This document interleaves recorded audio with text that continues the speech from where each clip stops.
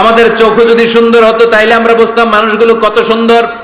আমরা মনে করি ধলা হইলেই সুন্দর, কয় ধলা ধলা এটা সুন্দর, ডাকাইত এগুলো ডাকাত। একটা মানুষের চেহারা স্কিন যদি কালো হয় এর মধ্যে একটা সৌন্দর্য আছে না নাই? একটা মেয়ের স্কিন যদি কালো হয় তারপরে চেহারায় সৌন্দর্য আছে না নাই? কয় না হুজুর আমার বউ সুন্দর না, কালা কালা। আছে না নাই?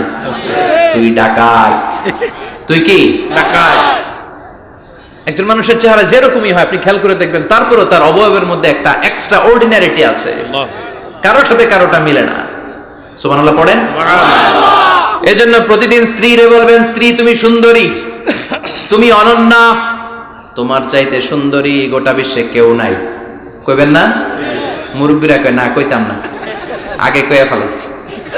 এগুলো বলবেন, এগুলো বললে স্বামী স্ত্রীর মধ্যে ভালোবাসা বাড়াই দিবে কে? আল্লাহ। আমি প্রায় এগুলো বলি, উৎসাহিত করি যে স্বামী স্ত্রীর মধ্যে যে ভালোবাসাটা এটা পবিত্র, এটা জান্নাতি। এই ভালোবাসা জান্নাতে শুরু হয়েছিল সাইয়েদনা আদম আর হাওয়ার মধ্য দিয়ে। চিল্লায় কোন ঠিক না? স্বামী স্ত্রী দুইজনে একের হাতের সাথে আরেকজনের হাত মিলালে হাতের সগীরা গুনাহ মাফ করে কে? আল্লাহ। স্ত্রীর চেহারার দিকে নজর করে তাকালে চোখের গুনাহ মাফ করে দেয় কে? আল্লাহ।